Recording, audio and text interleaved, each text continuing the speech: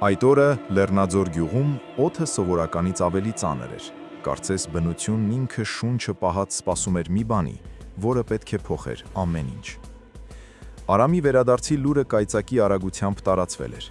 2 տարի անց, երբ բոլորը, բացի մորից, Անահիտից, արդեն կորցրել էին հույսը, նա գալիս էր։ Գյուղի սկզբնամասում հավաքվել էր գրեթե ողջ թաղը։ Մարդիկ սպասում էին տեսնել հերոսի, գուցե վիրավոր, գուցե հոգնած, բայց այն նույն Արամին, ով 2 տարի առաջ ժպիտը դեմքին բարձրահասակ ու կայտար մեկնել էր սահման։ Երբ հեռվում երևաց հին ավտոբուսը, Անահիտի սիրտը սկսեց այնքան ուժգին բաբախել, որ թվում էր հեսա դուրս կթռչի կրծքից։ Ավտոբուսը կանգնեց, դուռը դժվարությամբ բացվեց եւ աստիճաններից իջավ մի տղամարդ։ Բայց ամբողը մի պահ քարացավ։ Դա Արամն էր, բայց միևնույն ժամանակ բոլորովին ուրիշ մարդ։ Նա նիհարել էր, մեջքը մի փոքր կորացել էր, բայց ամենասարսափելին նրա հայացքն էր։ Սառը, դատարկ, կարծես նայում էր մարդկանց միջով դեպի մի անհայտ ու սարսափելի կետ։ Նա չգրկեց մորը այնպես, ինչպես բոլորն էին պատկերացնում։ Նա միայն թույլ հպվեց նրա ուսին ու ցածր ձայնով ասաց. «Բարև, մայրիկ, եկա»։ Գյուղում պատրաստված մեծ խնջույքը, որը պետք է տևեր մինչև լուսաբաց, տապալվեց առաջին իսկ րոպեներից։ Արամը հրաժարվեց մտնել տուն, որտեղ հավաքված էին բոլոր հարազատները։ Նա ուղղակի նստեց բակում, հին թթենու տակ, ու ժամերով նայում էր հեռվում երևացող սարերին։ Անցան օրեր, գյուղում սկսեցին շշուկներ պտտվել։ Գժվել է։ Գերի է եղել, երևի բաներ են արել գլխին։ Էլ առաջվա Արամը չի, բայց իրական շոկը դեռ առջևում էր։ Արամը, ով նախքան պատերազմը գյուղի ամենաքաղցրահամբույր ու կատակասեր տղան էր, այժմ տնից դուրս էր գալիս միայն գիշերները։ Իսկ ամենացնցողն այն էր, որ նա բացարձակապես չէր շփվում իր նշանածի Մանեի հետ, ով 2 տարի սուրբ մասունքի պես պահել էր նրա լուսանկարն ու սպասել։ Մի օր Մանեն չդիմացավ ու եկավ նրանց տուն։ Նա գտավ Արամին նույն թթենու տակ։ «Արամ, ինչու ես լռում, ինչու ես ինձնից փախչում։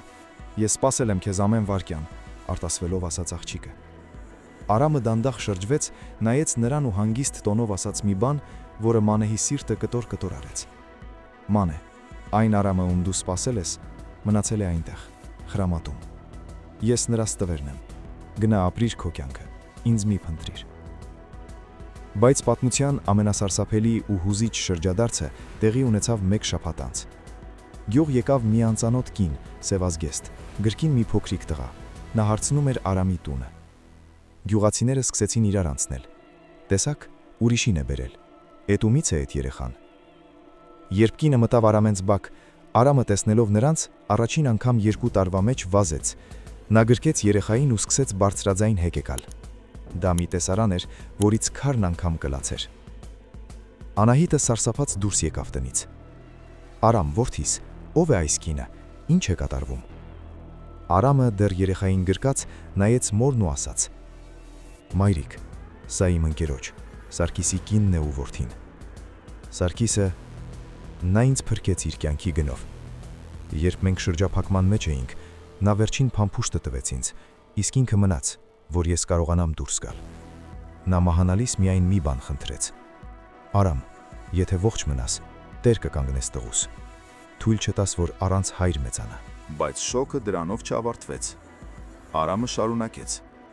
«Մայրիկ, ես վերադարձել եմ ոչ թե ապրելու, այլ պարտքս տալու։ Ես այս 2 տարին գերության մեջ չեմ եղել։ Ես եղել եմ հիվանդանոցներում, հետո աշխատել եմ օր ու գիշեր, որ կարողանամ Սարգիսի ընտանիքի համար տուն գնել ու նրանց այստեղ բերել։ Բայց կա մի բան, որ ձեզ չեմ ասել»։ Նա բարձրացրեց իր վերնաշապիկի թևքը։ Նրա ձեռքերը ծածկված էին սարսափելի այրվածքներով ու սպիներով, բայց դա չէր ամենասարսափելին։ Նա հանեց իր ձախ ձեռքի ձեռնոցը, որը երբեք չէր հանում։ Նրա մատները չկային։ «Ես չկարողացա Սարգիսին կրակի միջից հանել։ Ես փորձեցի, բայց կրակն ուժեղ էր։ Այս սպիները իմ մարմնի վրա ոչինչ են, այն սպիի առաջ, որն իմ հոգու վրա է։ Ես ամեն գիշեր տեսնում եմ նրա աչքերը։ Ես չեմ կարող Մանեին երջանկացնել, որովհետև ես ինձ իրավունք չեմ տալիս երջանիկ լինել, երբ Սարգիսը հողի տակ է»։ Այդ պահին սևազգեստ կինը, Սարգիսի այրին, մոտեցավ Արամին, ձեռքը դրեց նրա ուսին ու ասաց. «Արամ, Սարգիսը քեզ կյանք է տվել ոչ թե նրա համար, որ դու քեզ կենթանի թաղես, այլ որ ապրես նաև իր փոխարին։ Նա քեզ չէր ների սրա համար։ Այդ գիշեր Լեռնաձորում ոչ ոք չքնեց։ Գյուղացիները, որոնք մի քանի ժամ առաջ դատապարտում էին Արամին, հիմա ամոթից գլուխները կախել էին։ Նրանք սպասում էին ուրիշ Արամի, հաղթանակած, փայլուն, բայց նրանց վերադարձել էր մի մարդ, ով կրում էր պատերազմի ողջ ծանրությունը իր ուսերին, ով սովորեցնում էր, որ հերոսությունը միայն կրակելը չէ, այլ ուրիշի հանդեպ ունեցած պատասխանատվությունը մինչև վերջ տանելը։ Անցան ամիսներ։ Արամը կամաց-կամաց սկսեց վերադառնալ կյանքին։ Նա չամուսնացավ Սարգիսի այրու հետ, ինչպես կարծում էին գյուղացիները։ Նա դարձավ այդ փոքրիկի կնքահայրը, նրանց համար տուն կառուցեց իրենց հարևանությամբ։ Մանեն չհեռացավ։ Նա ամեն օր գալիս էր, նստում Արամի կողքին ու ուղղակի լռում։ Նա հասկացավ, որ Արամին սիրել նշանակում է սիրել նաև նրա ցավը, նրա սպիներն ու նրա լռությունը։ Մի օր, երբ գյուղում նորից թթենիները ծաղկել էին, Արամը վերջապես գրկեց մորը ու առաջին անգամ երկար ժամանակ անց ժպտաց։ Դա հին Արամի ժպիտը չէր, դա մի մարդու ժպիտ էր, ով անցել էր դժոխքի միջով, տեսել էր մահը դեմ առ դեմ, բայց ընտրել էր ապրելը, հանուն նրանց, ովքեր այլևս չկան։ Նա վերադարձել էր պատերազմից ոչ այնպիսին, ինչպիսին սպասում էին։ Նա վերադարձել էր ավելի իմաստուն, ավելի ցաված, բայց շատ ավելի մարդ, քան երբևէ եղել էր։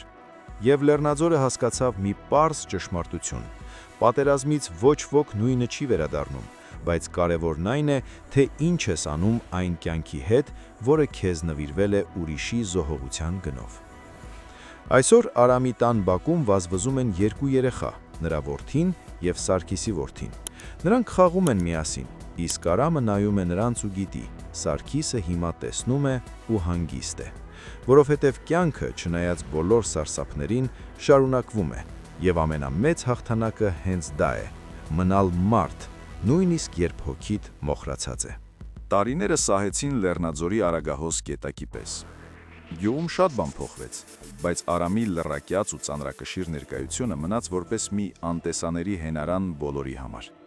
Սակայն կար մի գաղտնիք, որը Արամը պահել էր իր սրտի ամենախորը անկյունում եւ որոշել էր բացահայտել միայն այն ժամանակ, երբ Սարգիսի որդին, փոքրիկ Սամվելը, կդառնար չափահաս։ Այն օրը, երբ Սամվելը պետք է մեկներ բանակ, Արամը նրան կանչեց իր մոտ։ Նա հանեց իր հին զինվորական բաճկոնը, որը տարիներ շարունակ խնամքով պահված էր պահարանի ամենավերևի դարակում։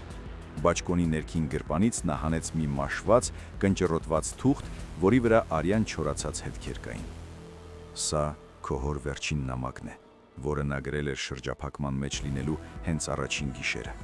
ցածր ձայնով ասաց Արամը։ Նա գիտեր, որ երկուսն էլ գուցե դուրս չգանք։ Նա ինձ ստիպեց խոստանալ, որ եթե ես փրկվեմ, քեզ կասեմ հետևյալը. Որդիս, ես չեմ մահանում քո կյանքը սքի վերածելու համար։ Ես մահանում եմ, որ դու ապրես առանց վախի ու ատելության։ Սամվելը դողացող ձեռքերով վերցրեց նամակը, բայց ամենացնցողը Արամի հաջորդ խոսքերն էին, որոնք նա երբեք չէր ասել անգամ իր մորը։ Գիտես, Սամվել, ինչու էի ես փախչում Մանեից ու բոլորից, ոչ միայն մեղքի զգացումից։ Այն գիշեր, երբ Սարգիսը զոհվեց, նա ինձ մի բան էլ ասաց. Արամ, եթե ես չլինեմ, Մանեին տեր կկանգնես, նա քեզ շատ է սիրում, թույլ չտաս, որ իմ պատճառով ձեր սերը կործանվի։ Ես տարիներ շարունակ կարծում էի, որ իրավունք չունեմ կատարելու նրա այդ վերջին խնդրանքը, որովհետև դա ինձ համար չափազանց մեծ երջանկություն կլիներ։ Ես պատժում էի ինձ, մինչև այն օրը, երբ հասկացա, որ իմ տառապանքով ես ցավ եմ պատճառում նաև Սարգսի հիշատակին։ Այդ պահին սենյակ մտավ Մանեն։ Նրա մազերի մեջ արդեն ճերմակ թելեր էին երևում, բայց հայացքը նույնն էր՝ լի անվերջանալի համբերությամբ ու սիրով։ Արամը առաջին անգամ բոլորի ներկայությամբ վերցրեց Մանեի ձեռքը եւ սեղմեց իր կրծքին, այնտեղ, որտեղ սպիներն ամենախորն էին։ Այսօր, երբ դու գնում ես ծառայելու, դիմեց Արամը Սամվելին, ես ուզում եմ, որ դու տանես քեզ հետ ոչ թե իմ ցավը, այլ իմ ու հորդ ընկերության ուժը։ Պատերազմը մեզնից խլեց շատ բան, բայց այն չկարողացավ սպանել մեր մեջի մարդուն։